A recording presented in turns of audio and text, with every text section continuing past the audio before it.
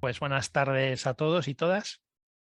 Y, y bueno, pues vamos a empezar con la presentación que teníamos planificada para el día de hoy, que es esta que veis aquí, la de Apolo 13. Vamos a comentar esta película y bueno, pues vamos a entrar en siempre los cuatro apartados que tradicionalmente vengo desarrollando, que son pues una breve presentación de la ficha técnica y algunas anécdotas del rodaje. Luego, pues contar cuál es la base científica o técnica, en este caso, del argumento.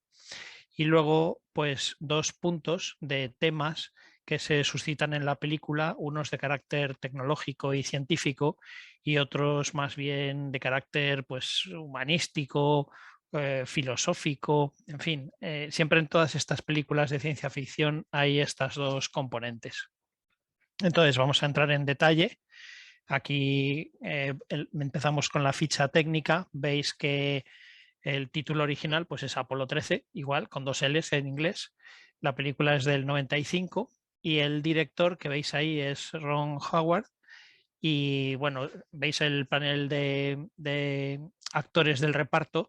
He subrayado dos porque realmente son los dos que tienen unos papeles protagonistas. Y aunque el protagonista es Tom Hanks, es quizás aún más protagonista Ed Harris en la película porque hace un papel que fue ampliamente laureado, como vamos a ver dentro de nada. En la película pues la encajan todas las páginas web relacionadas con, eh, con películas y con todo el material filmado, clasificado, pues en el género de drama, aventuras, y es una aventura espacial de los años 70 y lo más importante de la película es que está basada en hechos reales y es lo que le imprime el carácter realmente a toda la filmación, a toda la película. Incluso pues han esmerado mucho en que los detalles sean muy parecidos a los de los hechos reales que efectivamente ocurrieron. Como veis, se ha premiado en pues en muchos eventos.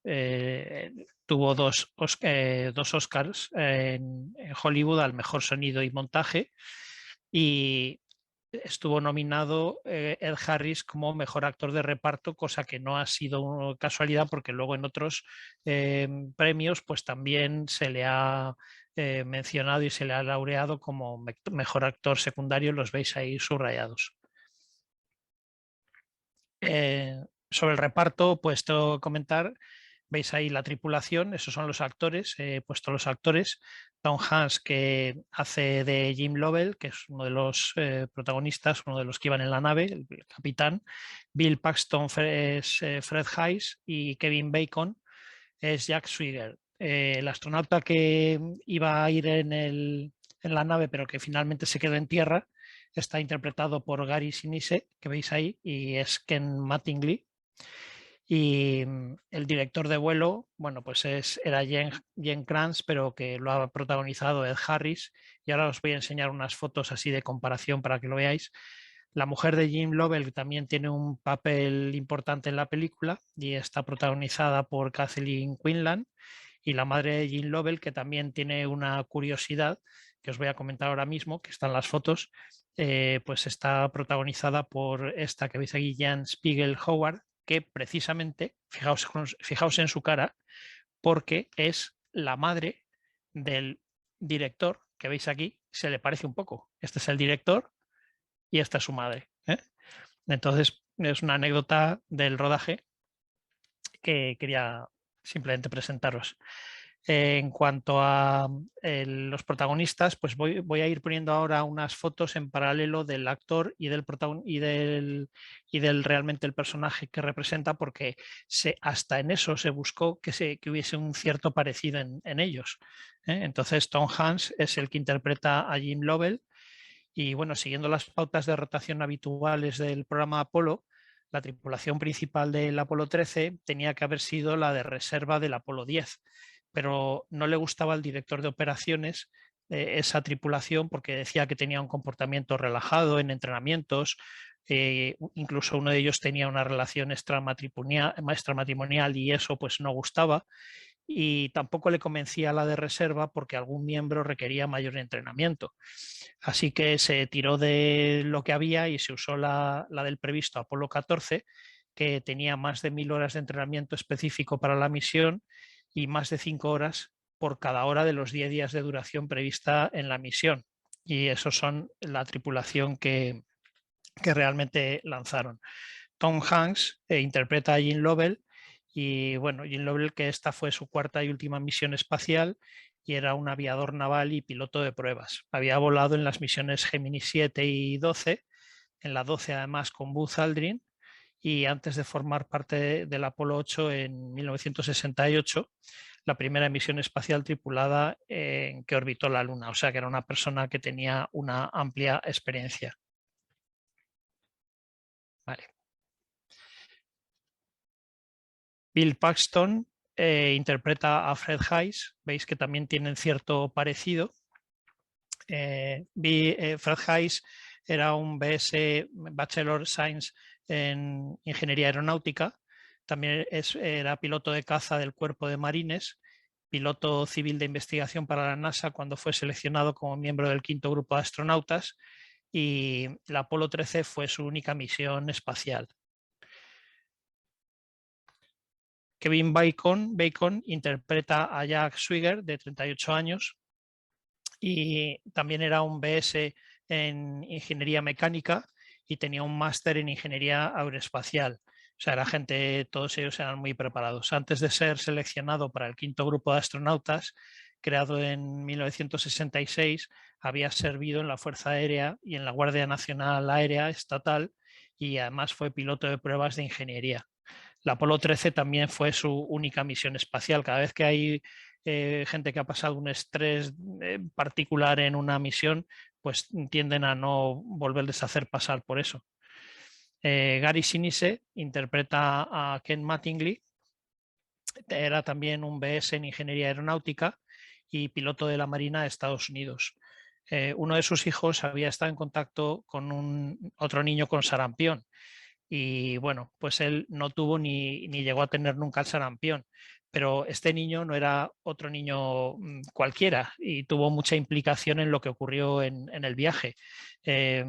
7 días antes del lanzamiento habían estado comiendo todos juntos, todos los tripulantes, las familias de la tripulación titular y de la tripulación de reserva, y un par de días antes del lanzamiento descubrieron que el hijo de Charles Duke, de la tripulación de reserva, pues mira por dónde tenía sarampión. Entonces echaron un vistazo a todos los tripulantes. Gene Lovell y Fred Haise estaban inmunizados porque habían pasado el sarampión de pequeños, pero Ken Mattingly no estaba inmunizado, por lo que por el riesgo que podía haber decidieron sustituirle por John Swigert, que era el piloto del módulo de mando de reserva y que sí estaba inmunizado. Entonces Mattingly no enfermó de sarampión, es decir, no se había contagiado, pero no viajó en el Apolo 13, aunque posteriormente voló a la Luna como piloto en la misión Apolo 16 en abril de 1972. O sea que este pobre hombre, pues resulta que le hicieron no volar, nunca tuvo el sarampión, nunca lo pilló, no se contagió y no pudo ir en la misión, lo cual no se sabe si es bueno o malo después de todo lo que ocurrió. Ed Harris interpreta a Gene Kranz, que era realmente pues, la persona, el jefe del vuelo, y ya se había distinguido por su actividad de líder. Tenía una personalidad fuerte y carismática y estrenaba un chaleco blanco en cada misión que dirigía, y en el Apolo 13 también lo hizo, hecho que además se recoge en la película, lo veis ahí en la escena que está con el chaleco y que le llega el chaleco y se lo pone. Kranz imprimió a su equipo de trabajo las responsabilidades de hacer todo lo necesario para la preparación de una misión, desde el diseño, la redacción de los procedimientos, el desarrollo de los manuales, la organización de los procesos de control, que dicho sea de paso es en lo que llevo yo trabajando casi 20 años, en manuales, procedimientos, etcétera, de sistemas de gestión de seguridad y prevención, entre otras cosas. Pero bueno, ahí queda. Kathleen Quinlan interpreta a Marilyn Lovell y como veis el parecido es bastante, o sea, se ha buscado una actriz que tuviese un parecido bastante próximo a lo que era la persona que en realidad participó en todo este evento, todo este episodio. Aquí veis también, no lo he comentado, pues cómo se parecen bastante también Ed Harris y Jane Kranz, o sea que realmente buscaron que la película representase lo más fielmente posible lo que había ocurrido, porque está intentando reproducir esos hechos reales que os comentaba. Como críticas positivas, pues todo fueron realmente críticas positivas, ampliamente elogiada la película, y bueno, es una dramatización pues bastante fidedigna del hecho real que ocurrió, y ante una situación crítica, pues el posible desastre espacial pues expone magistralmente actitudes como el trabajo en equipo en condiciones adversas, la serenidad y el ingenio de los diversos personajes, actitudes negativas y positivas que se van viendo en los diferentes personajes a medida que van sucediendo las cosas y se van poniendo mejor o peor. Entonces eso lo recoge la película maravillosamente. La verdad es que es un guión, lo que ocurrió es prácticamente un guión de una película si no fuera porque son hechos reales. Como veis, bueno, pues otras curiosidades de la película las veis ahí. La idea de la película era convertir una de las peores pesadillas de la historia de la agencia espacial en uno de los momentos más heroicos. Lo que mejor resume la película es la determinación y los esfuerzos de cientos de personas en tierra para devolver a los astronautas sanos y salvos. Se atribuye a Jane Kranz la frase esta: nunca hemos perdido a un estadounidense en el espacio y estamos seguros como que el infierno existe, lo cual demuestra que estaba bastante enfadado de que ninguno se perdería o se perderá ante mis ojos. Y el fracaso no es una opción, es como muy firme, ¿no? Pero sin embargo es ficticio, es mentira, esto no lo dijo él. En realidad esta frase lo que pasa es que le gustó tanto que la usó como título de sus memorias y ya se le ha atribuido a él, pero en el fondo él no la dijo.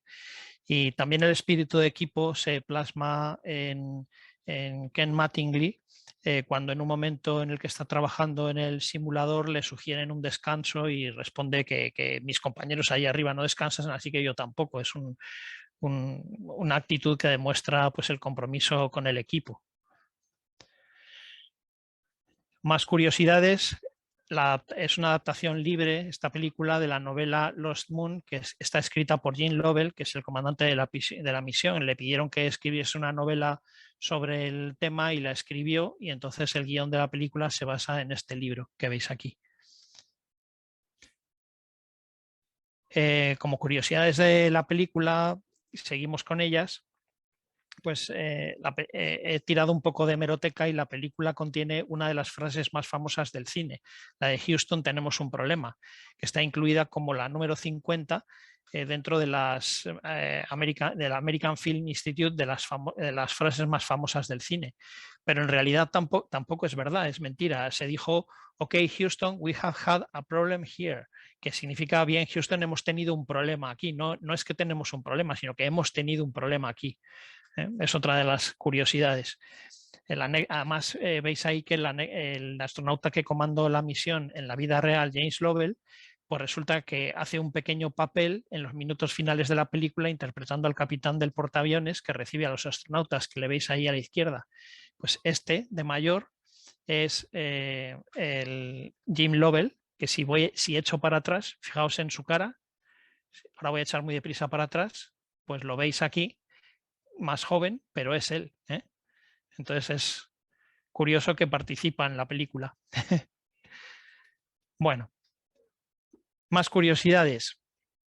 Pues veis ahí que la actriz que interpreta a la madre de Lovell es la madre del director John Howard, como ya os he mostrado en las fotos.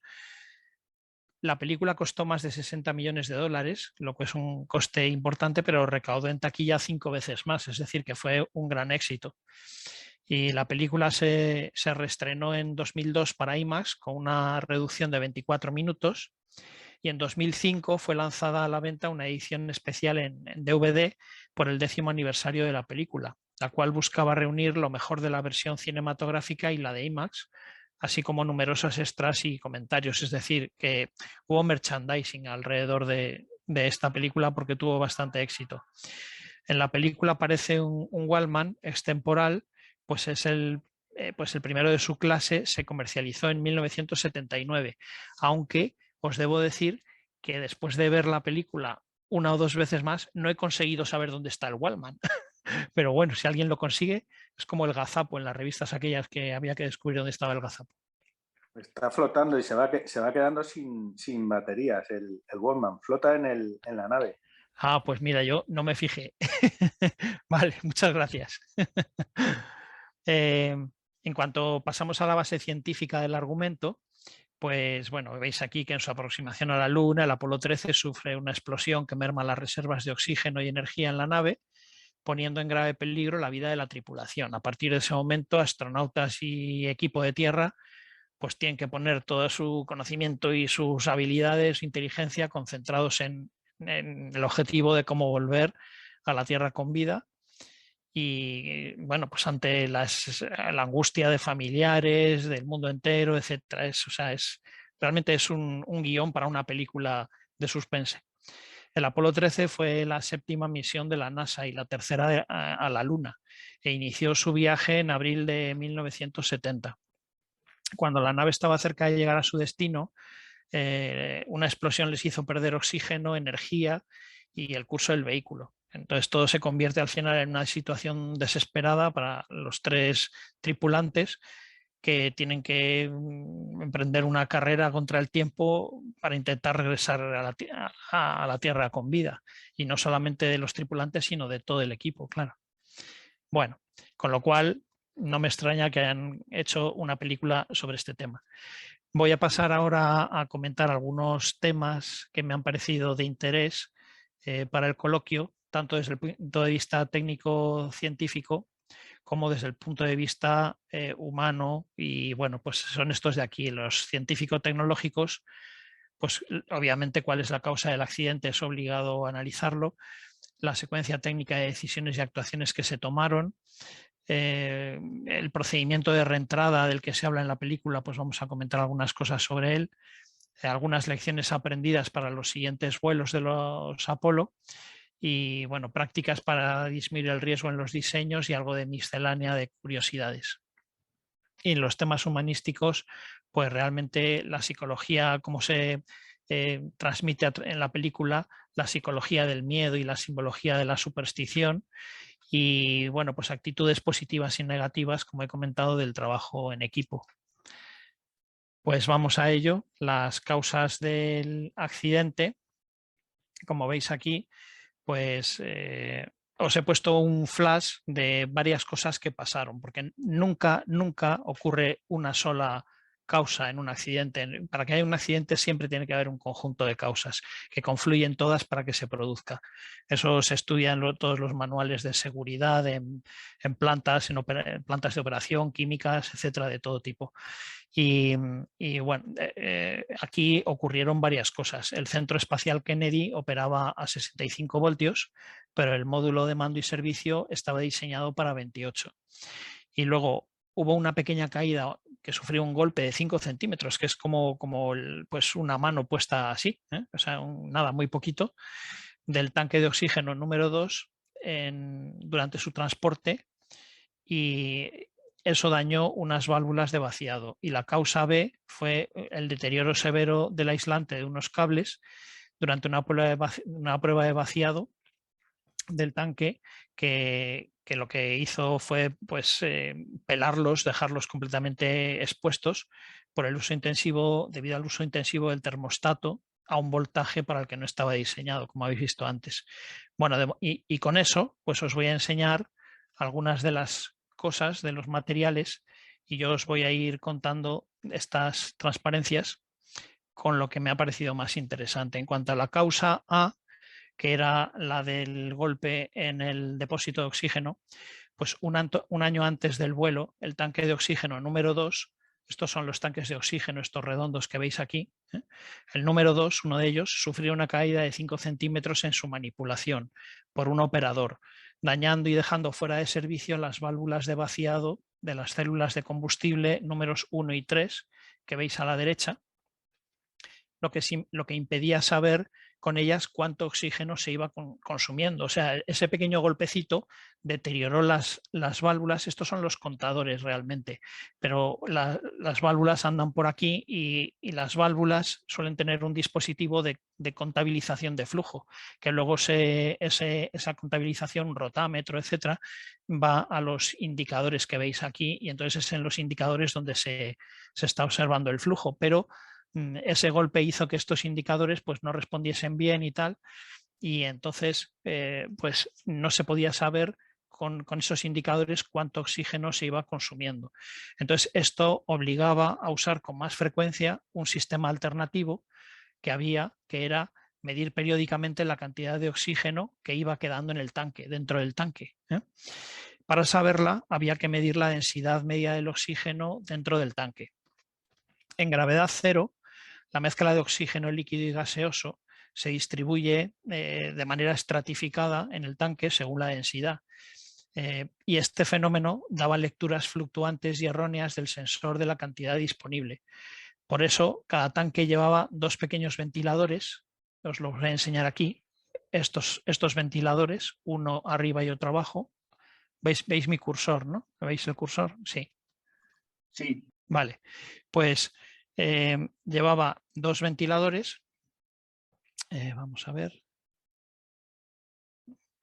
Que su misión era agitar el oxígeno para homogeneizarlo y obtener una medida de densidad media adecuada, que a su vez era traducida en una medida de cantidad. O sea, había que homogeneizar todo esto, evitar la estratificación, y con eso ya medíamos la densidad, y con la densidad y el volumen se obtenía la cantidad que había. Dentro del tanque también había dos calefactores y una resistencia que medía la temperatura. Veis aquí sensor de temperatura y el calefactor está por aquí. Los calefactores servían para evitar una gran proporción de oxígeno en fase líquida, que haría que la presión interior no fuese suficiente para suministrar gas a las células de combustible. Así que había que calentar un poquito la mezcla para que cogiese presión y fuese capaz el oxígeno de ir hacia las tuberías y ser absorbido. Y eso lo que pasa es que era una complicación, porque la cantidad de oxígeno que quedaba en el depósito iba cambiando con el tiempo, al haber más fracción de gas en el depósito y menos de líquido a medida que se consumía. Al principio de la misión, la mayor parte del oxígeno estaba en estado líquido, pero al pasar el tiempo la proporción de gas aumentaba, y como el gas ocupa más volumen que la fase líquida, si todo el oxígeno pasase a estado gaseoso de golpe, pues se podía producir una explosión, y por ese motivo la temperatura del interior del tanque tenía que estar muy controlada para que fuese la justa, para que pudiese salir el gas a su combustión, pero no más. Entonces tenía que estar entre unos menos 149 grados criogenizado hasta como mucho 27 grados. Hasta 27 grados era una temperatura lo suficientemente baja como para que se considerase que el riesgo de una explosión en el tanque fuese mínimo. Entonces, todo este sistema se accionaba por cables, todo este ventilador que giraba, etcétera, y el termostato, todo funcionaba por cables, que son los cables que veis aquí a la izquierda en el círculo rojo. Y eso es lo que esos cables nos llevan a la causa B, que la causa B fue que durante el vaciado del tanque y después de una prueba anterior al vuelo, pues se produjo un deterioro severo del aislante de los cables conectados al sistema encargado de agitar el oxígeno en su interior. Y ese deterioro era producido por el uso intensivo del termostato a un voltaje para el que no estaba diseñado. O sea que en el fondo pues teníamos ahí dos problemas. Problema del golpe, que nos había obligado a no medir de la forma en la que estaba establecido, sino medir en el tanque, y para medir en el tanque había que activar más a menudo los ventiladores, el sensor, etcétera, con lo cual accionaba más los cables. Y los cables estaban revestidos por un material aislante que es muy buen aislante, que es el teflón, pero que se desnaturaliza a 350 grados. Entonces, cuando ya se hizo un informe final de qué es lo que había pasado en el accidente y tal, pues este informe cuestionaba el uso del teflón y otros materiales como el aluminio, que demostraron ser inflamables en el interior del tanque de oxígeno, y en los ensayos de comprobación y de investigación del fallo se vio que llegaban a 540 grados los cables con teflón, con lo cual si el teflón se desnaturaliza a los 350 grados, pues realmente se fundió y se peló. Y la siguiente vez que se activó, pues se produjo una chispa. Las misiones Apolo 7 y 12 tuvieron el mismo fallo, pero no la caída incorrecta por incorrecta manipulación del tanque, por lo que no era necesario activar a menudo el sistema de agitación para ver cómo vamos de combustible. Ese fue el problema. Bueno, así pues, cuando se activó por tercera vez en el vuelo la agitación criogénica ordenada desde control de tierra, pues los cables sin aislamiento produjeron un chispazo, un cortocircuito, y la consiguiente explosión del tanque, que afectó al módulo de mando y servicio, daños en todo un lado, como veis ahí en la foto, pérdida de tobera del motor y escudo térmico. Bueno, pongo aquí lo de la denuncia de que hubo precedentes en vuelos anteriores, entonces con un sistema de gestión de prevención de riesgos laborales implantado en ese momento no habría ocurrido, porque se hubiera detectado la no conformidad, la desviación respecto de la situación correcta, se hubiera analizado la causa y se hubiera evaluado la eficacia de la acción correctora propuesta, todo eso antes de continuar. Eso es lo que se hace en los sistemas de gestión y en particular en prevención de riesgos laborales. Así que se produjo una pérdida de potencia de los circuitos principales, una pérdida de energía eléctrica y de oxígeno. Como veis ahí, de haber explotado el tanque en la primera ocasión, en la que se activó el sistema, la nave no habría dispuesto de suficiente energía eléctrica para todo el vuelo hasta su regreso a la Tierra. Y de haberlo hecho más tarde, una vez en órbita alrededor de la Luna o cuando el módulo lunar se encontraba en la superficie, no habrían tenido suficiente combustible para poder regresar. ¿Veis aquí donde se produjo el accidente? Lo he marcado con la flecha. Pues antes hubiera sido más problemático y por aquí, después, orbitando la Luna, pues también. Con lo cual, los análisis posteriores a la misión demostraron que si debía haber una explosión como la que se dio en el Apolo, antes de poner rumbo a la Tierra, pues lo ideal era que ésta se diera a unos 320.000 kilómetros de distancia, que es prácticamente lo que sucedió. O sea que en el fondo tuvieron mucha suerte. Bien, veis la secuencia técnica de decisiones y actuaciones. Pues una de ellas fue cerrar las válvulas de regulación para contener y evitar más escape de combustible. Yo no sé si esa práctica hubiera sido buena o mala, porque realmente habéis visto que el tanque estaba volado. Entonces, bueno, cerraron más que no con idea de contener o evitar más escape, sino bueno, cerrar para evitar la reacción y que no se produzca otra explosión. Y luego mejor orbitar la Luna que dar la vuelta bruscamente. Esa sí que se demostró que había sido una buena decisión, porque hubieran tenido que encender los motores del módulo de mando y con los daños que no sabían muy bien cuáles eran podían haber explotado. Y realmente si hubieran encendido los motores, pues la probabilidad de que hubiera habido una explosión era muy alta. O sea que esa fue una decisión bastante correcta. También vemos en la película pues, los problemas que se produjeron por falta de oxígeno y aumento del CO2. Entonces veis aquí que el oxígeno del módulo lunar y del módulo de mando y servicio podía no ser suficiente con lo que se había perdido. Y empieza a aumentar además el nivel de CO2. Al 15% de cantidad de CO2 en la atmósfera interior de la nave, pues se podía producir pérdida de conciencia, desmayo y asfixia cerebral y muerte por asfixia. Uno de los mejores momentos de la película, que lo veis ahí en la foto, es que había una necesidad crítica de adaptar los filtros del módulo de mando para que el sistema de eliminación de CO2 funcionara en el módulo lunar. Y desde tierra se las tienen que ingeniar y comunicarles cómo construir un filtro de CO2 aprovechando el material disponible en la nave. revelando en el fondo diseños muy primitivos, no previstos para polifuncionalidad ante emergencias. Ahí veis la cara sorprendida de ese hombre diciendo, a ver lo que podemos hacer. Lo que no se menciona en la película y en casi ningún sitio es que en un primer momento, en el comité de crisis que se formó, hubo quien planteaba la posibilidad de salvar solo a 2 astronautas, porque no había ni oxígeno ni capacidad para traerlos a los 3.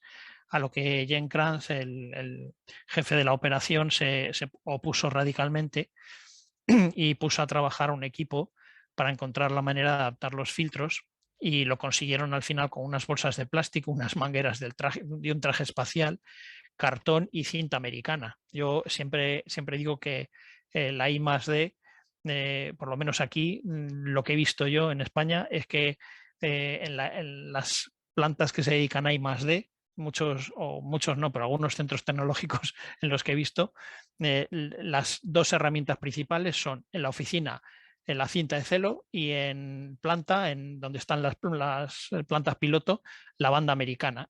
Con eso lo digo todo. Bueno, en cuanto al procedimiento de reentrada, que es otra de las cuestiones en las que se habla en la película, pues, a ver, la reacción de combustión de hidrógeno con oxígeno produce agua y electricidad. Entonces había que llevar oxígeno e hidrógeno líquidos criogenizados, además líquidos para ahorrar espacio en el módulo de servicio, y el oxígeno, además de para la reacción, servía para respirar. El Apolo usaba una atmósfera de oxígeno puro a baja presión, y el agua servía para refrigerar los sistemas de la nave, y además como agua potable para la propia tripulación, para consumo humano. En realidad las células producían tanta agua que era necesario expulsar al espacio el exceso de agua de forma regular. Entonces al final, pérdida de oxígeno se redunda en pérdida de energía, que ya no tenían esa energía eléctrica generada de la reacción de combustión de oxígeno e hidrógeno. Y bueno, pues esto obligó a reducir el consumo al máximo, se apagaron servicios importantes de la nave, pasaron frío y sed, las pasaron canutas, de lo contrario no hubieran tenido suficiente como para regresar. La generación de agua también se redujo al mínimo, y hasta el punto de que pues, Hayes sufrió una infección urinaria por deshidratación, y fue una infección muy grave que, además de causarle fuertes dolores durante todo el viaje, pues le afectó al riñón y tuvo que ser hospitalizado a su regreso, o sea que fue bastante severo. Y Swigert era el único que no iba a bajar a la Luna, entonces él no tenía un traje espacial. Los otros, cuando empezaron a pasar frío, se metieron dentro de sus trajes espaciales y así empezaron a aguantar un poco, pero Swigert no tenía calzado de pisar la Luna porque no iba a bajar, y además era el encargado de ir recopilando el agua o acumulando el agua que se generaba en bolsas, y bueno, pues bolsas para consumo humano, etcétera, pero también se le derramaba, con lo cual le caía a los pies y tal. Y cuando empezaron a pasar frío, pues lo pasó muy mal porque estaba realmente helado, tenía las extremidades pues realmente muy, muy dañadas. Y bueno, con todas esas dificultades buscan un procedimiento para conseguir los 4 amperios de las baterías del LEM antes de desprenderse del módulo de mando y servicio para la reentrada. Eso lo cuenta bastante bien la película. Y bueno, pues veis aquí que otras cuestiones del procedimiento de reentrada fueron que el centro de gravedad estaba diseñado para la ubicación de los astronautas en el módulo de mando y servicio, no en el LEM, lo que obligó a reajustes de trayectoria arriesgados. Eso lo explica muy bien la película, que si va muy inclinada, la nave arderá en el aire cada vez más denso, y si va muy plana, rebotará como si fuera una piedra en un estanque. Y tenían que hacer un guiado manual en un ángulo que no podía, era muy fino ese ángulo de 2,5 grados, y más o menos se podían producir estos 2 efectos que os he comentado. No podían expulsar la orina fuera para evitar desvíos de la trayectoria, o sea, así de fino había que hilar en la nave para ese ángulo de reentrada. Y los astronautas, pues lógicamente, quieren saber el procedimiento con el tiempo suficiente como para poder prepararse y no se lo dan.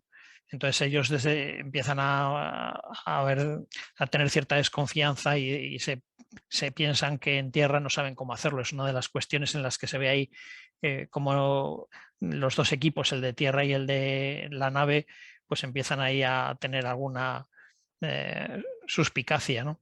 Y finalmente se les informa y se pasa a los astronautas al LEM a modo de bote salvavidas para la reentrada. Así que hubo una serie de lecciones aprendidas en este viaje y estas básicamente las he compilado ahí, son las que veis. Se eliminó el sistema de medición de densidad y sus cables y se añadió un tercer tanque, lo que garantizaba que ninguno de ellos alcanzase un vaciado de más de 50%, con lo cual no había necesidad de andar midiendo porque ya se sabía que nunca iban a estar por debajo del 50%. Y entonces pues no era necesario tampoco ni un medidor, ni los cables, ni el consiguiente riesgo de incendio que fue el detonante del accidente. Los cableados empezaron a revestirse de acero inoxidable, el suministro de agua y una batería de emergencia se añadieron al módulo de servicio para evitar escasez eléctrica. Se diseñaron elementos del módulo de servicio y del módulo lunar intercambiables para transferencia de energía entre ambos. Hombre, esa situación en la que se veía un cilindro y un cuadrado, un cubo, pues eso se eliminó y empezaron a ser todos los elementos intercambiables. Con el Apolo 13 se evidenciaron además los elevados riesgos de los vuelos espaciales tripulados. Entonces el accidente convenció a algunos responsables, como el director de centro de vuelos tripulados, que se llamaba Robert Gilruth, de que si la NASA seguía enviando astronautas a las misiones Apolo, pues era inevitable que algunos accidentes iban a morir, en cualquier accidente insospechado. Y entonces pidieron que se pusiera fin al programa lo antes posible. Así que los asesores del presidente Nixon le hablaron en términos políticos y entonces le recomendaron cancelar las restantes misiones lunares, asegurando que un desastre en el espacio pues, le podía acarrear un gran coste político. Así que los recortes presupuestarios facilitaron esta decisión y se cancelaron las misiones 14 y 15, por lo que el programa terminó con el Apolo 17 en diciembre del 72, como veis ahí. Y prácticas para disminuir el riesgo en los diseños, pues esto no solo ocurre para el programa espacial, sino para otras muchas situaciones en plantas con riesgos de explosiones, etcétera. Por ejemplo, tener sistemas críticos redundantes, pues solo los críticos, porque tener todo redundante es muy costoso y además puede ser una fuente añadida de peligro, pero tener sistemas críticos redundantes pues es básico. Diseños para operación en condiciones más extremas de las esperadas, pues también hay muchos ensayos de resistencia de materiales en los que no solamente se hace el ensayo a ver si aguanta la solicitación para la que se aplica ese material, sino se ve hasta dónde es capaz de aguantar ese material. Pues esto también hay que conocerlo en los materiales que se usan y en los diseños. La simplificación de otros elementos para disminuir posibilidades de fallo. O sea, equipos simples y compactos, pues como realmente se hace en la industria. Por ejemplo, un móvil que tenga muchas multifuncionalidades tiene más posibilidades de fallar que un móvil que tenga solo las posibilidades de operar para llamadas. Entonces, bueno, pues eso, sabiendo cuáles de los sistemas son prescindibles, pues en la medida de lo posible eliminarlos disminuye los fallos. También tener protocolos de emergencia y mantenimiento minuciosos pues es importante. De hecho, en el momento del accidente el módulo lunar tenía las baterías cargadas y los tanques de oxígeno llenos para su utilización en la superficie lunar, por lo que Kranz ordenó que los astronautas lo pusieran en marcha y lo utilizaran como bote salvavidas. Este escenario era un escenario previsto en los simulacros, aunque considerado improbable, pero mira por dónde estaba previsto. Entonces aprovechar el módulo lunar era una opción contemplada en simulacros en los entrenamientos del Apolo, aunque la verdad es que esos simulacros no se habían explorado mucho y no habían tenido mucho éxito, pero por lo menos se sabía que era una alternativa. También es una buena práctica la posibilidad de abortar la misión en diferentes situaciones críticas y tener los equipamientos preparados para ello. El entrenamiento severo de la tripulación, pero eso realmente la tripulación estaba muy entrenada y con lo cual eso se cumplía. Y el exceso de medidas de prevención puede llegar a ser contraproducente, lo que os decía, y con un coste no justificable. En un momento dado hay que asumir algunos riesgos para no tener otros. O sea que el riesgo cero no existe. Bueno, en cuanto a pues algunas cuestiones así ya de miscelánea, se filma en las cámaras de gravedad, los entrenamientos para ver si son capaces de resistir a la gravedad, se filman en cámaras como las que realmente se utilizaban para los astronautas. Los ensayos se realizaban con los simuladores. Ya en los años 70 existían esos simuladores para hacer estos ensayos. No, yo he visto estos simuladores para aviones, pero mucho después. Pues ya en los 70 se estaban empleando estos simuladores. En el lanzamiento hay mucho público filmando. Lo veis ahí en la foto. Entonces he puesto la reseña al astrogrupo del Club de Ciencia de Boadilla, que estamos siempre con los telescopios y con las cámaras intentando filmar. Bueno, pues ya veis, había gente del Club de Ciencia de Boadilla ya en los años 70 en Estados Unidos. Y esto además sirve pues para animarnos a todos a esas quedadas cuando ya se puedan hacer, pues para ir practicando. Y en cuanto a otras cuestiones, la realización de necesidades fisiológicas en una nave espacial, pues no estaba bien resuelto al principio, pero ahora ya como en los aviones, pues los sistemas de vacío operan con normalidad. Pero en aquel momento, pues no. Los riesgos sanitarios en las tripulaciones de naves espaciales se ha desarrollado a raíz de este accidente que hubo. Entonces hay unos protocolos médicos muy severos antes y después del viaje. Ya lo sabía en su momento, pero se han intensificado. Y bueno, aunque ya lo he dicho antes, el CO2 no es un gas venenoso, sino asfixiante por desplazamiento del oxígeno. Entonces, cuando se llega a un porcentaje de CO2, lo que se produce es simplemente asfixia y desmayo. Bueno, entonces paso ya a algunas de las cuestiones así más de carácter humanístico. Y en la película sí que está muy bien representado pues la psicología del miedo y la simbología de la superstición, y hay muchas escenas en las que van mentalizando a la gente de que algo malo va a pasar. Entonces un astronauta sueña el accidente y bueno, pues tiene cierto temor al riesgo y a la incertidumbre, lo que demuestra que estaba inquieto, no sabía por qué, pero bueno, pues tenía un cierto temor a lo que podía ocurrir. Se cala el coche de un astronauta, el astronauta, y entonces lo interpretan como que es una mala señal. Su mujer no quiere ir a ver el lanzamiento y además cuando se está duchando pierde el anillo en la ducha. Y luego hay muchos 13, Apolo 13, despega a las 13:13, entra en órbita lunar el 13 de abril. Bueno, las pruebas con el astronauta sustituto además pues no salen bien y en principio no se lleva bien el equipo con él. Antes los tres iniciales estaban muy bien acoplados y en sintonía, pero de repente viene un externo y encima no encaja bien. Durante el viaje se para el motor 5, pero se decide continuar y dicen, bueno, ya hemos tenido la pega de esta misión, ya está. Pues les quedaba todavía un montón. Y luego dicen, todo va perfectamente, no se puede pedir más. Bueno, pues ya te está diciendo que algo puede ocurrir. Y cuando ya parece que van a llegar a la Tierra, pues encima dan aviso de tifón en la zona límite de rescate, que ya es el colmo. O sea, después de todas las que han pasado fuera, todavía podían morir en un tifón en mitad del océano.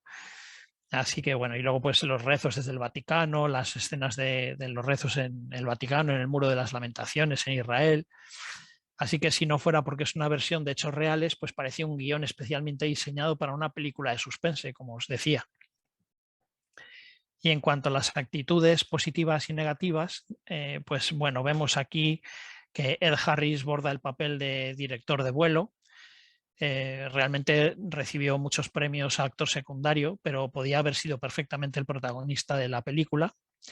Entonces demuestra una actitud serena, pragmática, demuestra optimismo, confianza, habla un poco de calma, vamos a tener un poco de tranquilidad, no me importa para qué fue diseñado, sino lo que puede hacer el sistema, o sea, que se está pensando y está buscando maximizar las aplicaciones de lo que tiene.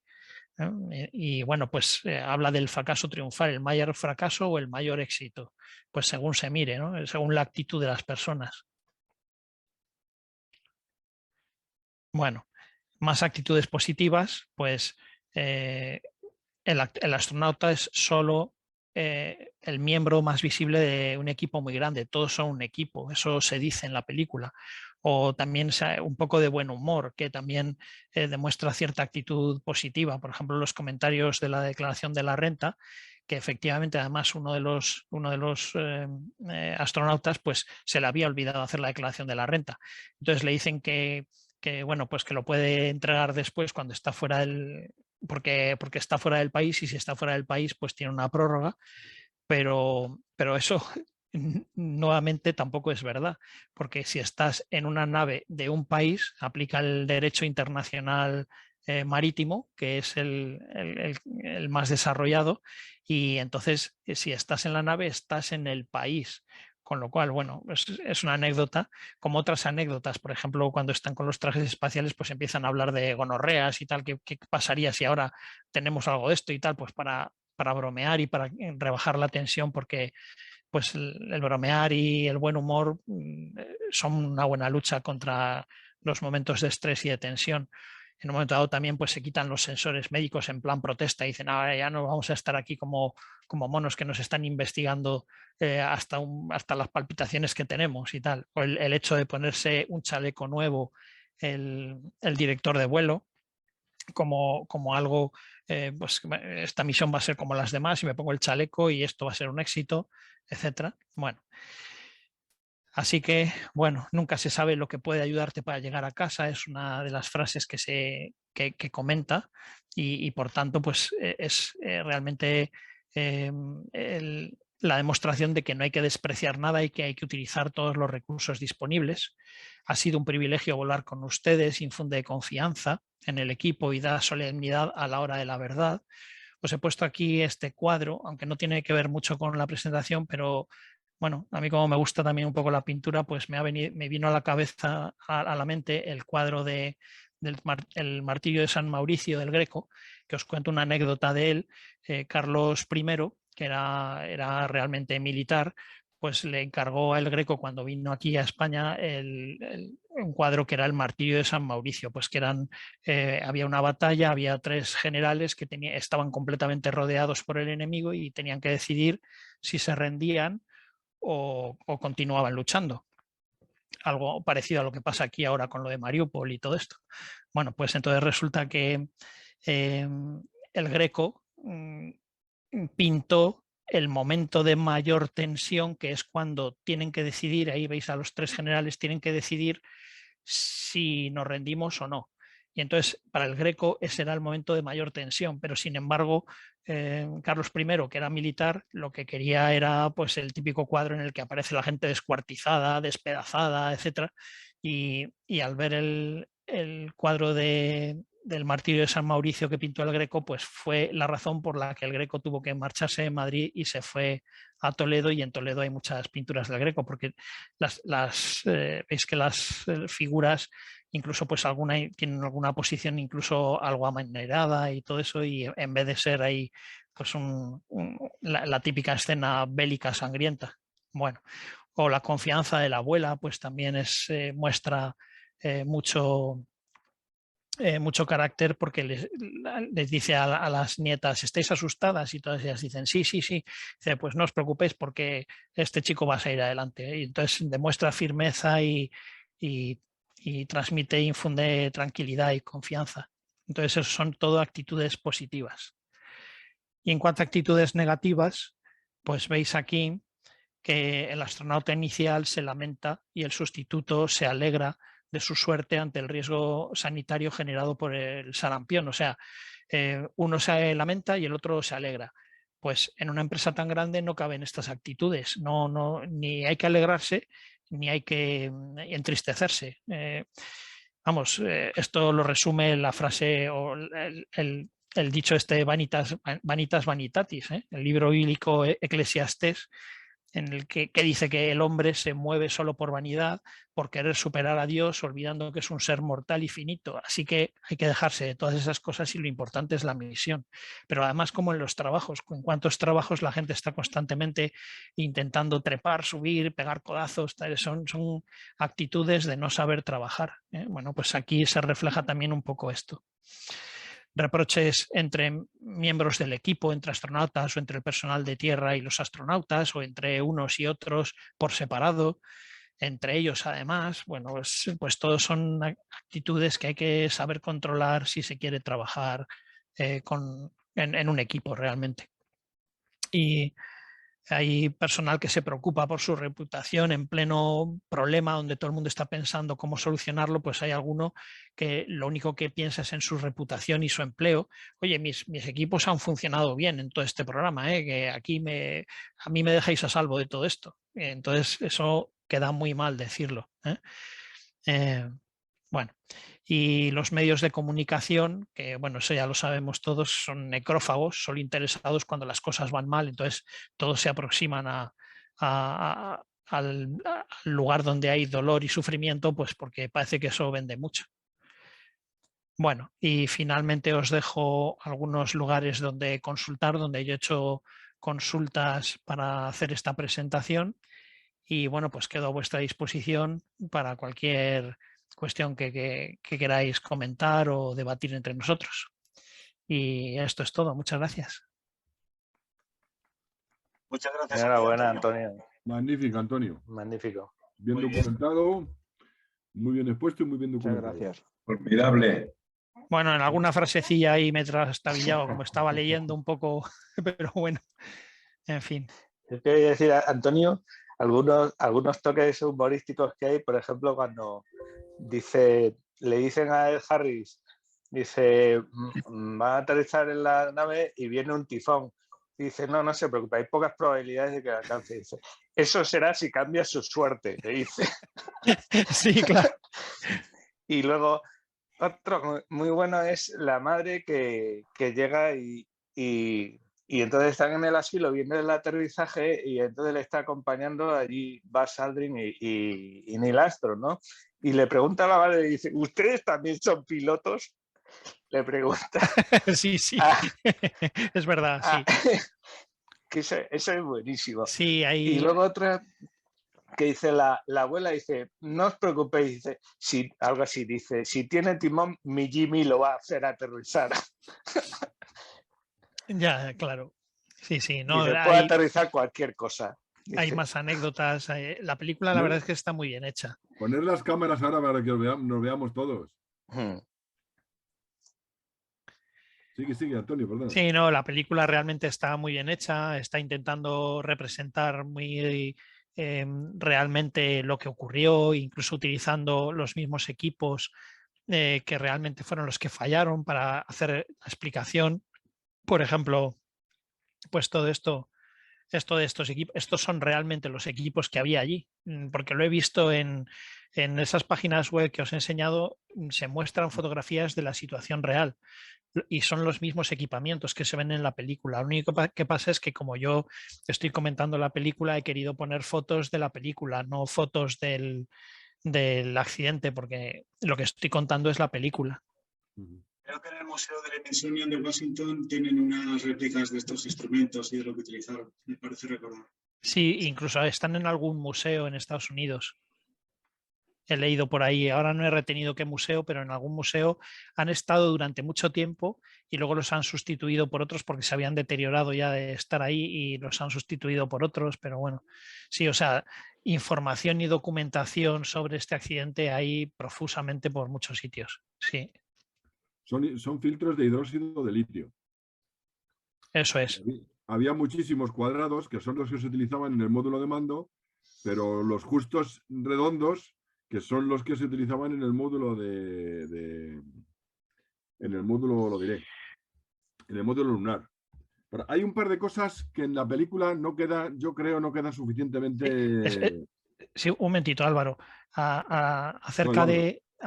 perdón, Eduardo. Acerca de esto, de estos equipos, pues realmente lo que pasa es que, o sea, es un fallo enorme el tener unos equipos que no sean intercambiables, y me recuerda mucho a lo que pasa con los móviles y con los cargadores de los móviles, que cada uno tiene su cargador en vez de haber un cargador universal. Entonces, pues es lo mismo, es el mismo problema. Los conectores. Sí, sí, Ahora ha perdona. salido una normativa en Europa, ¿no? Para que todos, a partir Sí. de un año determinado, todos tienen que ser compatibles. Sí, además me parece muy, o sea, me parece muy coherente. Lo que pasa es que, bueno, en el mundo del consumismo, pues parece que eso no se estila, ¿no? Pero bueno. Y sí. lo de las tensiones también, ¿no, Antonio? ¿Mm? Lo de las tensiones eléctricas, digo, del simulador y del aparato. Sí, sí, que eso llama mucho la atención, ¿no? Hombre, es que o sea, esto clama al cielo. 75 voltios en el centro espacial y 28 voltios en el módulo de mando, pues o tienes un buen conversor o esto puede ser un desastre para los ensayos y para todo. Sí, decías, Eduardo, perdona que te he interrumpido. No, como, no sé qué, había alguien que decía, oiga, no me interrumpa cuando lo estoy interrumpiendo. O sea, soy yo el que te había interrumpido a ti. Bueno, pues lo que yo iba a decir es que, a mi opinión, me da la impresión de que en la película hay dos cosas que no quedan bien explicadas. Una de ellas es, les preocupaba, el problema fundamental, tuvieron dos problemas técnicos fundamentales. Uno era el eliminar el CO2 con los filtros de hidróxido de litio, y otro era el de la poquita reserva de energía eléctrica que tenían, cómo lo solucionaron. Y había un tercer factor que no queda bien explicado en la película, que es el tema del espacio físico que tenían. Vamos por partes. ¿Por qué les preocupaba eliminar el CO2 y en cambio no tenían preocupación, tenían oxígeno suficiente de sobra? Pues dices, bueno, si vamos a ver, en el módulo de lunar estaba diseñado para 2 personas 3 días. ¿Cómo es que pueden estar 3 personas durante 5 días y no tener problemas de suministro de oxígeno? Pues eso no queda claro. Y era así, efectivamente. ¿Por qué no tenían problemas? No tenían problemas porque en el módulo lunar estaba diseñado de tal manera que cada vez que abrían la compuerta para salir al exterior de la Luna, lo despresurizaban, es decir, quitaban todo el contenido de oxígeno que había dentro.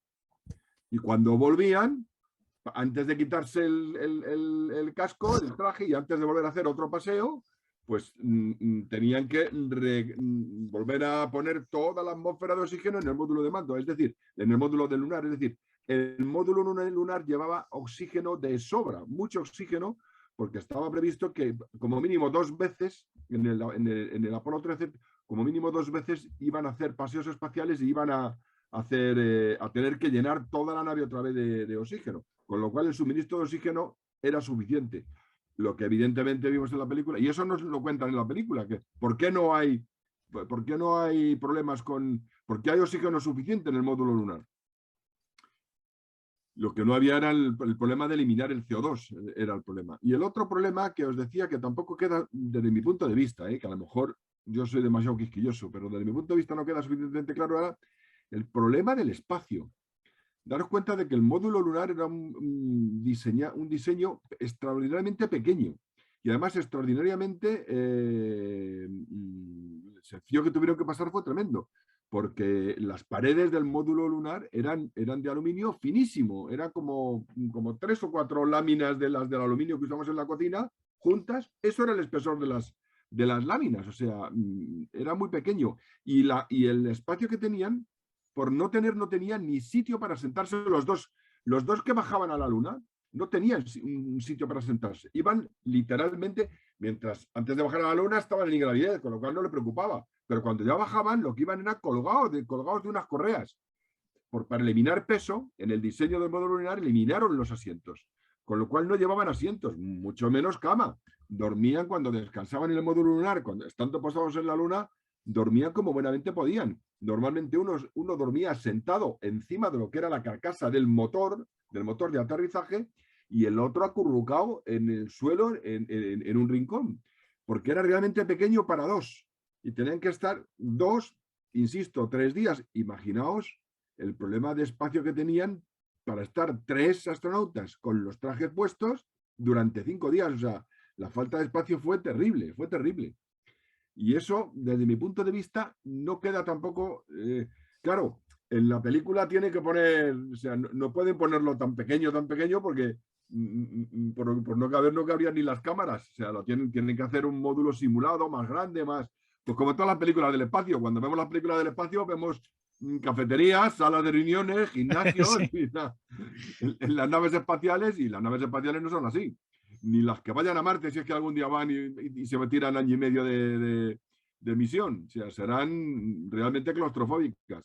Y en esta película me da a mí la impresión, hecho en falta que hicieran más énfasis en la falta de espacio que tenían. Y termino mi comentario para que sigan las preguntas de otros con 2 pequeñas anécdotas. Una, no solamente la cantidad de 13 que hay en el Apolo 13, es que además el accidente ocurrió en el minuto 55, segundo 55, es decir, perdón, en la hora 55, minuto 55. La explosión fue a las 55 horas 55 minutos de haber despegado, que también es una cosa curiosa, porque son muy, ¿cómo se dice esto? Muy supersticiosos los americanos. Hay hoteles, supongo que los que viajáis a Estados Unidos lo sabréis, hay hoteles donde no hay planta 13. O sea, hasta ese punto llega bueno, por aquí yo he visto alguno en Mallorca o en Canarias que no tienen planta 13. Pues será porque reciben muchos estos. Reciben muchos turistas americanos ese hotel, seguro. Sí, sí. Pues. Y acerca de lo del espacio que decías, del espacio en las naves, cuando a Pedro Duque le preguntaron por la película esta de Marte, de Martian, dijo que le parecía pues las reacciones de todos los personajes y tal muy creíbles, excepto cuando uno está en un gimnasio corriendo en la nave. De eso nada. Sí. Y lo último que yo quería comentar era sobre el problema, que fue un problema muy... Y eso sí sale bien en la película. El problema tan gordo que tuvieron con el suministro eléctrico, con el no pasar de los famosos 5 voltios y el... Pues solamente como anécdota deciros que el ingeniero que consiguió diseñar un protocolo de reactivación del módulo lunar fue el mismo ingeniero, John Aaron, que fue el mismo ingeniero que solucionó rápidamente el problema del Apolo anterior. El Apolo 12, cuando despegó, le cayó al Apolo 12, a punto de despegar, le cayó un rayo estando en la plataforma de despegue. Y posteriormente, unos segundos después, cuando estaba despegando, estaba apenas avanzando, había ya sobrepasado la torre de control, le cayó un segundo rayo al Apolo 12. Y eso hizo que todos los sistemas eléctricos se vinieran abajo, se desconectaran. Se quedó por un momento el Apolo 12 sin ninguna lectura, ningún sensor eléctrico, ningún control, no se veía nada. El motor seguía funcionando normalmente y estaba despegando. Y fue un ingeniero, nadie sabía, o sea, fueron segundos de pánico, o décimas de segundo, que llegó segundos, porque nadie sabía exactamente qué hacer, qué pasaba. Estuvieron a punto de dar la orden de abortar el despegue del Apolo 12, hasta que un ingeniero, John Aaron, dijo cambiar SC auxiliar.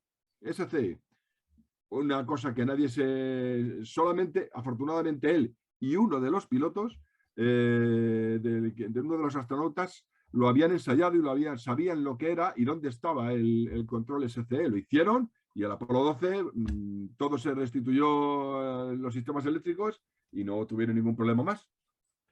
Pues ese mismo ingeniero, John Aaron, fue el que fue capaz de diseñar un protocolo, lo que lo hizo cambiando el orden de los pasos que tenían que dar. Fundamentalmente fue eso, un cambio de orden en el protocolo de hagan esto, pues hacerlo en otro orden para que... Pero les costó mucho y fue el mismo ingeniero. Y yo no tengo más comentarios. ¿Alguien tiene más preguntas? Oye, ¿me oyes? Sí, José María. Sí, vamos a ver, a mí me llamó la atención ayer 2 cosas. En primer lugar, cuando fueron a hablar bueno, no se me ve porque no soy capaz a poner esto que funcione. Ya estamos acostumbrados, en ninguna conexión te Ya conseguimos ver. Enrique en su día me intentó ayudar y no fuimos capaces de ponerlo. De vez en cuando sale mi careto, pero no sé por qué. Bueno, dicho eso, a mí me llamó la atención ayer dos cosas cuando vi la película. Primero, que me pareció una cosa muy negra, muy negra, que fueran a ver a la madre del piloto a decirle que a lo mejor, o una señora dejarla en paz ya, ¿entiendes? Me parece a mí. Eso por un lado, que me parece un poco raro que fueran a verla y a decirle que había problemas, que a lo mejor no volvía y no sé qué leches. Bueno, y fue luego cuando dice Antonio, bueno, que evidentemente esta señora pues tenía una fortaleza mental importante. Pero bueno, y lo segundo que me llamó la atención fue que cuando las escenas esta que se ve el astronauta muerto de frío y todo esto, bueno, yo no había reparado en que los otros astronautas tenían el traje de astronauta y este tenía una especie de mono o algo así. Lo que sí me llamó la atención era que tengo entendido que cuando hay que por la cabeza se pierde mucho calor, el cuerpo humano por la cabeza, y allí tenían esos gorros que se ponen me imagino que son chinchoneras, cuando se ponen el casco de cristal para no pegar, que se les vio al principio que se lo ponían al montar en la nave y tal. ¿Por qué no usaron eso para pasar menos frío o lo que fuera, ¿no? Bueno, esas dos cosas hay. Porque, vamos, yo si estoy en esas circunstancias me pongo cualquier cosa por la cabeza seguro, vamos. Pues no sería mala idea, ¿no? Eso es lo que quería comentar. Hay otra anécdota, por cierto. En la foto oficial de la tripulación del Apolo 13 están vestidos de calle, con trajes. No están vestidos con trajes de astronauta, los que volaron. Y era porque lo que comentó Antonio, no les dio tiempo. La foto oficial con los trajes estaba hecha con Ken Mattingly. Pero como 2 días, mirad, si queréis os la busco y os las enseño. Los procesadores que utilizaban pues equivalen a un 386, ¿no? O un 486, o sea, como... No llega.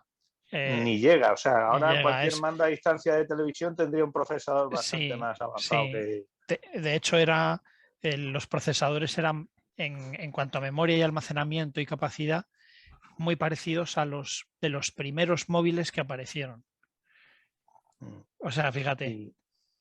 Y yo la pregunta, o sea, cuando estas naves superaran el cinturón de Van Allen, están expuestas a cualquier radiación electromagnética, ¿no? Y siendo unos circuitos tan primitivos, ¿no? O sea, ¿cómo podrían...? O sea, porque les cae en ese momento una tormenta electromagnética solar y podría freír los circuitos directamente, ¿no? Pues podría darse el caso. De hecho, es que en estas primeras expediciones espaciales los riesgos de cualquier accidente, no solamente sino de cualquier cosa, es que no estaban muy previstos, a pesar de que habían puesto toda la tecnología posible y toda la ciencia y la inteligencia en los años 60, pero como cuando empiezas las cosas, imagínate los primeros vehículos automóviles y compáralos con los de ahora. Entonces, pues es una cosa algo parecido. Entonces, este problema que dices tú es muy, muy creíble. Lo que pasa es que yo me imagino que también saben de los ciclos del Sol, en qué momento es adecuado lanzar las naves en ciclos del Sol de baja actividad y que no haya este tipo de problemas. Como los ciclos del Sol son muy conocidos, pues cuanto más manchas solares, pues más actividad hay. Y entonces hay momentos en los que cada poco tiempo, no sé si hay un ciclo que no me acuerdo ahora de cuántos años es, en el que hay un intervalo en el que hay muy poca actividad solar. 11 años. 11 años. Claro, no van a esperar 11 años para hacer un lanzamiento como este. Así que, de alguna manera, ese es otro riesgo que tienen y que puede ocurrir. Pueden proteger los sistemas todo lo que puedan, pero fíjate que no sé yo cómo protegerían los sistemas cuando aquí ya tienen un sistema que hace que los cables se pelen y se pueda producir un chispazo dentro de una bola llena de oxígeno líquido y gaseoso. Vamos, es que eso es una bomba. En fin.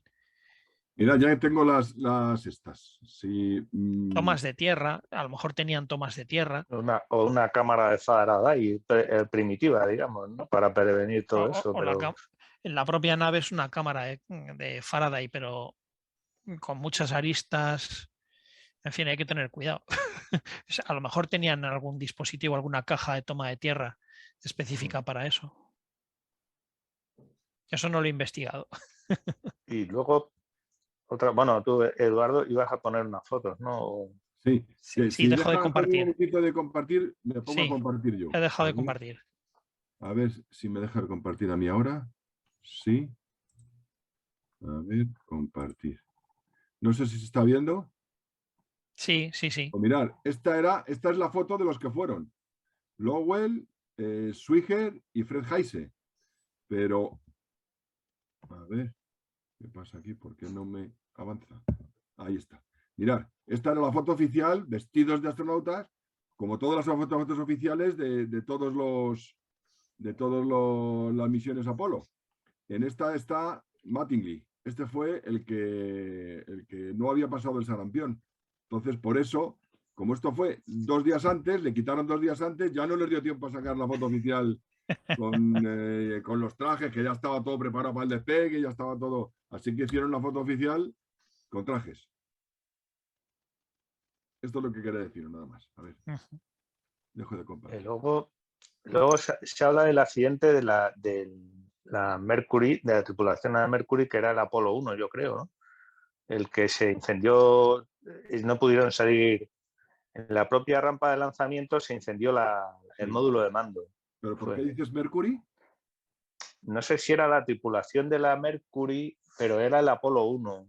Sí, era el Apolo 1. Bueno, al Apolo 1 se lo pusieron después el nombre, pero muchos de ellos habían participado de una o de otra manera. Bueno, muchos no, algunos de ellos en el Mercury. En el Apolo 1 estaba el que hubiera sido probablemente el primer hombre en pisar la Luna, el que estaba destinado, que era Grissom, Alan Grissom, pero que fue el de la Mercury, el segundo, el segundo piloto de Mercury. El primero fue Alan Shepard y el segundo fue Grissom. He dicho Alan y no era Alan, era el nombre de pila de Grissom era... Ay, no me acuerdo ahora, perdonadme. Pero Grissom fue el que su cápsula se hundió. Y estaba en el Apolo 1 y él hubiera sido el primer hombre en pisar la Luna, pero como se... ¿Quién era? Gus Grissom, Eduardo. Gus Grissom, gracias, Gus. No me salía el Gus. Gus Grissom. Gus Grissom. Pues Gus Grissom hubiera sido seguramente el primer hombre en pisar la Luna, pero murió por un accidente en el Apolo 1, que es lo que estaba contando José. Pero yo el accidente que contaba, no, ese que también que se hundió la cápsula en el mar, yo creo, ¿no? No sí, fue ese. El segundo, ese fue el segundo vuelo Mercury. Pero hubo otro que en la propia rampa de lanzamiento se incendió el módulo de mando. Eso fue el Apolo 1. Eso fue el Apolo 1, ¿no? Y ahí murieron los 3 carbonizados. Murieron los 3 carbonizados. Que era lo que estoy diciendo, el que iba a ser el comandante de ese vuelo. Ese vuelo iba a ser, iban a despegar en febrero del 68. Y los últimos días de enero, el 27 de enero o el 28 de enero, no recuerdo el día exactamente, pero fue los últimos días de enero, hicieron una prueba de que todo funcionaba bien. Y fueron ya en la rampa de lanzamiento y ya justo estaban ya cargando los depósitos grandes de combustible del oxígeno y del hidrógeno para despegar, que solo hacen en la propia rampa. Y estando en esa prueba, tuvieron un cortocircuito porque la atmósfera era atmósfera pura de oxígeno.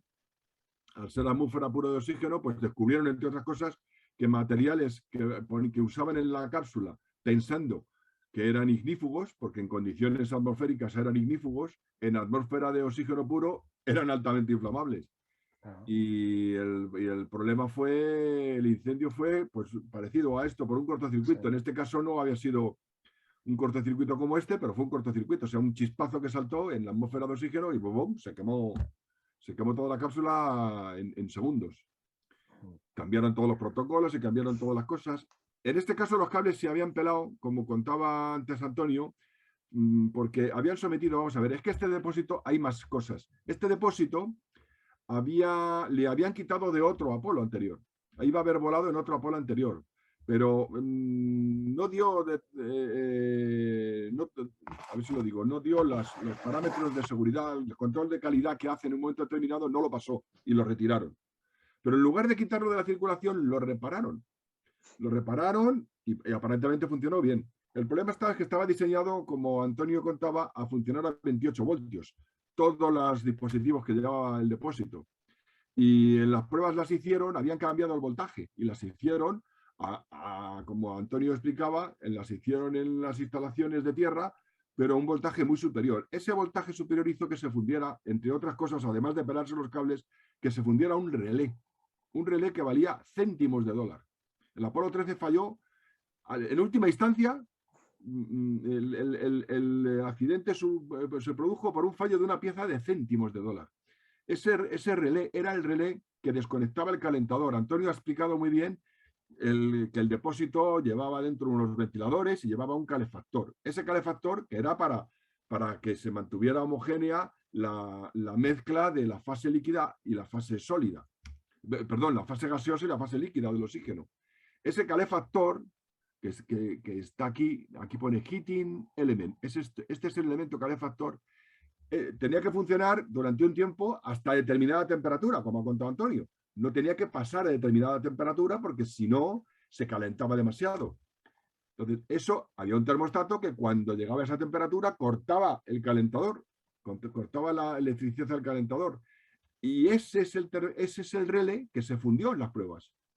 Al fundirse en las pruebas, cuando mandaron a poner el calentador para hacer todo lo que ha contado Antonio, no lo voy a contar otra vez, pues el relé no dejó de funcionar. Aquello se fue calentando y calentando y calentando y calentando y calentando. Primero empezaron a fallar válvulas por exceso de presión y empezó a salir oxígeno a toda la carcasa, a todo el compartimento donde estaba ese depósito. Pero siguió aumentando, aumentando, aumentando y llegó un momento en que explotó porque la temperatura no cortaba la temperatura del elemento calefactor. Y fue cuando explotó y cuando... Por cierto, la foto de la nave que ha puesto Antonio es una foto real. Sí, es una foto real. Esa foto la tomaron los astronautas, la tomaron los astronautas con una cámara a través de la ventanilla momentos antes de aterrizar. Es decir, la manera de volver fue... Por eso también tenían problemas, no solamente, que es cierto, porque el centro de gravedad estaba previsto que estuviera dentro del módulo de mando y no en el módulo lunar, sino que es que además tampoco estaba previsto que volvieran con el módulo lunar, con lo cual todos los cálculos para el retorno tuvieron que rehacerlos sobre la marcha y tuvieron que tomar medidas con las estrellas para hacer las correcciones de trayectoria tal. Y entonces llegó todo junto. Lo primero que se deshizo, cuando ya estaban acercándose a la atmósfera, lo primero que cortaron, que se deshicieron fue del módulo de servicio. Y al desprenderse del módulo de servicio, a través de la ventanilla, le sacaron estas fotos. Y cuando ya estaban entrando en la atmósfera, los astronautas pasaron al módulo de mando, se desengancharon del módulo lunar, el módulo lunar se quemó en la atmósfera y la nave y el módulo de mando fue el que amerizó, el que bajó toda la atmósfera y llegó al agua, al océano. Entonces esta foto es real, no es una foto y esos son los daños que se produjeron. Sí, claro, he querido poner esta foto, es de las pocas que he puesto de la situación real, pero para que se viese realmente lo que había pasado. Esa foto es real, es del módulo de servicio como quedó, destrozado. Así que todo el Apolo 13, al final, Es verdad el fallo de las válvulas, la caída, todo eso es verdad. Pero en última instancia, el accidente se produjo, si no hubiera fallado ese relé, todo hubiera ido razonablemente bien y midiendo buenamente el oxígeno con el sistema que ha explicado Antonio, pero al final estalló porque el relé que desconectaba el módulo calefactor de ese depósito de oxígeno no se desconectaba, y al no desconectarse aumentó la temperatura, aumentó la presión y acabó por reventar el depósito. Así que una pieza de céntimos de dólar arruinó casi mata a los 3 astronautas de la Apolo 12.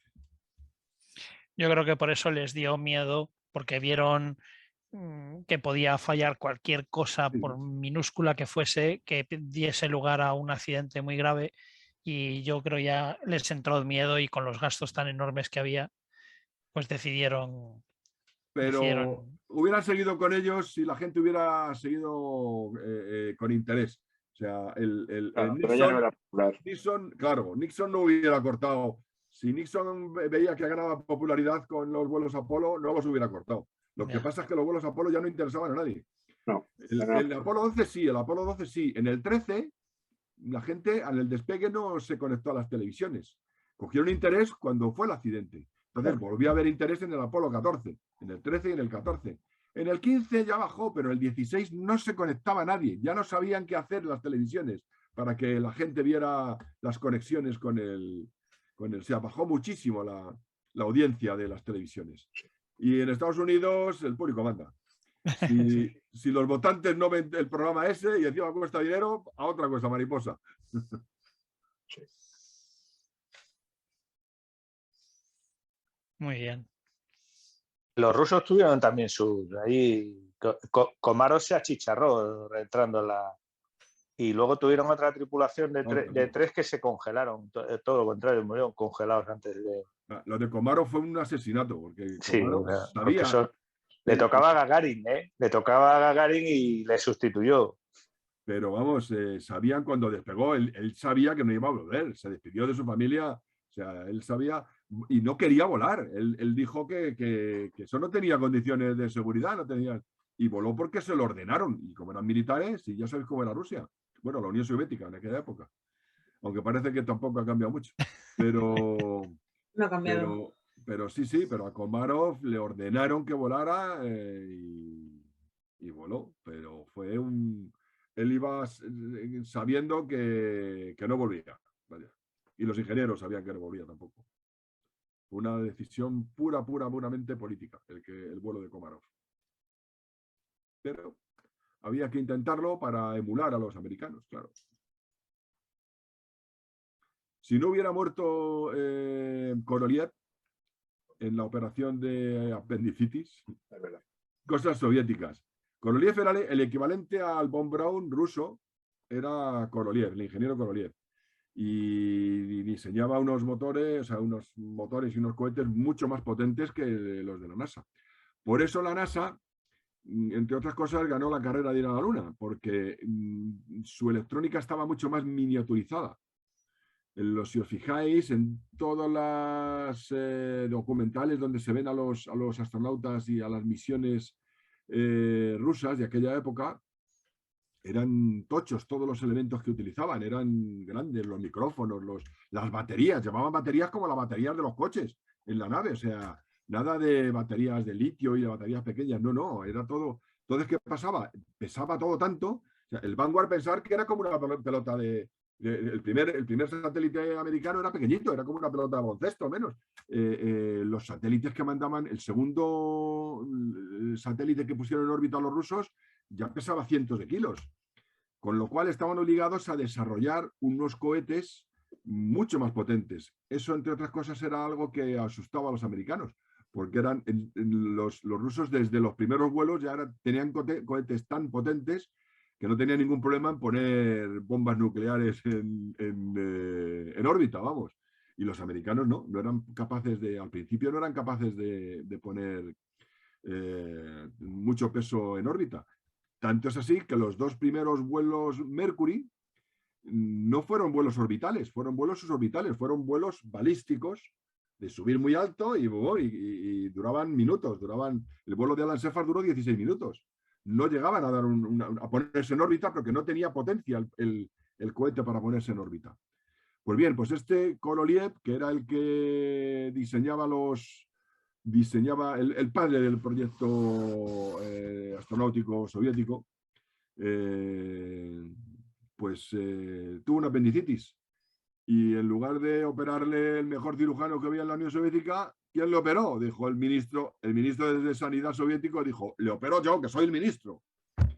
Y era ministro, pero no era un buen cirujano. Y se le murió Korolev por una operación de apendicitis. Y eso fue lo que hizo que no siguieran adelante, vamos, que sus cohetes, el cohete que él dejó medio diseñado, pues no consiguieron hacer un despegue exitoso, que era el cohete con el que iban a ir a la Luna. Y claro, sin cohete no se puede ir. Además, Eduardo, yo creo que tenían problemas de ¿De qué? No se te oye. No se te oye. No se te oye. ¿No se me oye? Sí, ¿No? pues sí, lo tenemos activado. Ahora sí, ahora sí. Ahora sí, vale. Creo que los soviéticos tenían problemas de desarrollo de electrónica digital, porque sus ordenadores eran todavía analógicos. Sí. Y efectivamente, no solamente que los norteamericanos tenían una miniaturización de la electrónica, sino que además ya empezaban a manejar electrónica digital. El bingo correcto. Los soviéticos no. Y eso era un hándicap para los soviéticos, sobre todo para los aparatos de medida. La telemetría, exactamente. Claro, los aparatos de medida y bueno, y los ordenadores de a bordo, porque el ordenador de a bordo, aunque fuera poca cosa en comparación, desde luego, con lo que hay hoy día, pero no deja de ser un ordenador digital. Y eso en analógico Sí. no funciona ni parece. Sí. Por eso, mirad, cuando iban perdiendo la carrera espacial, Kennedy encargó a su vicepresidente, a Johnson, le encargó un informe de por qué los rusos nos llevan esta delantera todavía no se llamaba carrera espacial, pero sí la había, porque de todo empezó en el año geológico internacional, en la que tanto los rusos como los americanos dijeron que iban a poner un satélite en órbita para estudiar la atmósfera. Y los primeros fueron los rusos. Ahí ya ganaron el primer episodio, el primer combate de esa carrera espacial. El segundo combate dijeron, pues vamos a poner un hombre en órbita, en el espacio. Y volvieron a ganar por pocos días, pero volvieron a ganar.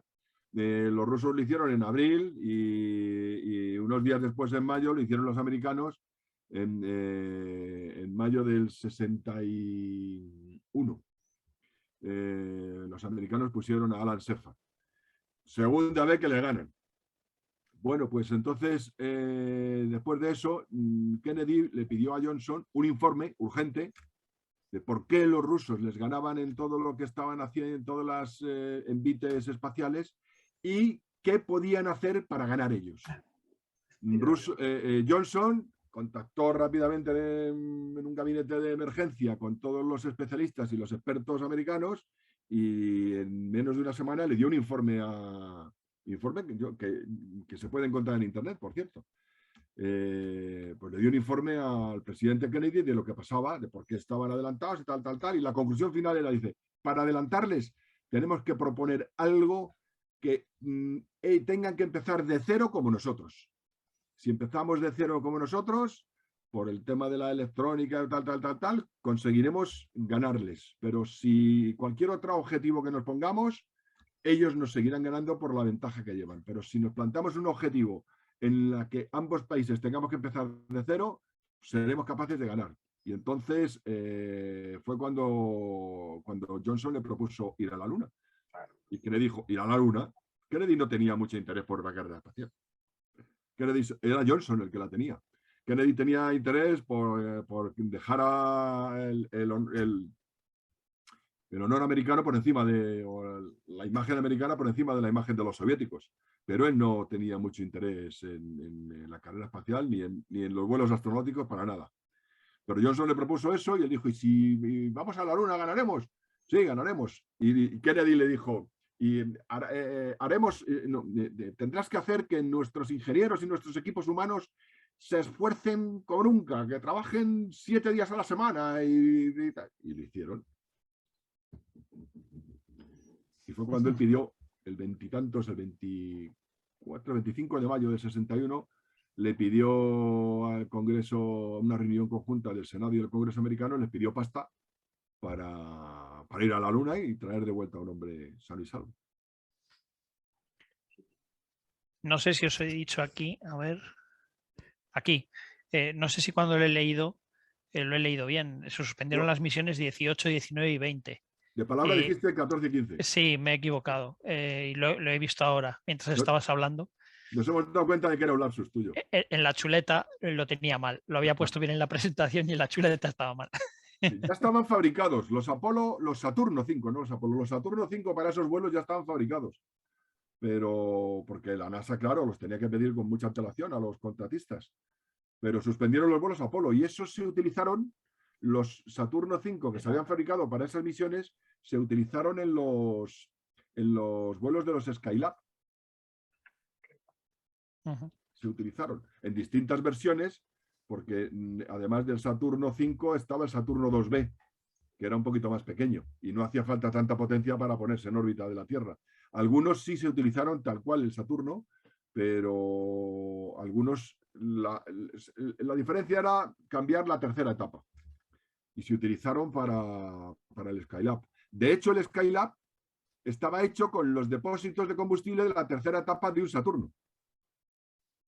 Por cierto, otra cosa que has mencionado que sucedió, pero que no fue un problema mayor, el problema que tuvieron en el despegue del Apolo 13, el motor 5 de la segunda fase se apagó antes de lo previsto, pero eso de forma automática se compensó con alargar un poquito el funcionamiento de los otros 4 motores. La segunda fase llevaba 5 motores, lo mismo que la primera. La primera llevaba 5 motores F1, modelo F1, y la segunda fase del Saturno 5 lleva 5 motores J2. Uno de ellos, el central, falló se apagó antes de lo previsto y automáticamente los sensores que van en el anillo que unen al final de la tercera fase, la unen con el sensor, o sea, con el módulo de mando y servicios, pues automáticamente el ordenador que llevaba allí, que era de IBM, ordenador por llamarlo de alguna manera, vamos, porque aquello era... Pero ese ordenador automáticamente alargó el funcionamiento de los otros 4 motores y se compensó. O sea, consiguieron la altura y la aceleración suficiente para seguir con el Apolo 13, con la misión, que fue cuando dijeron, bueno, ya hemos tenido el fallo de esta misión, porque siempre en todas las misiones había algún fallo. Ya hemos tenido el fallo de la misión, así que ya va a ir todo bien. Pero luego no.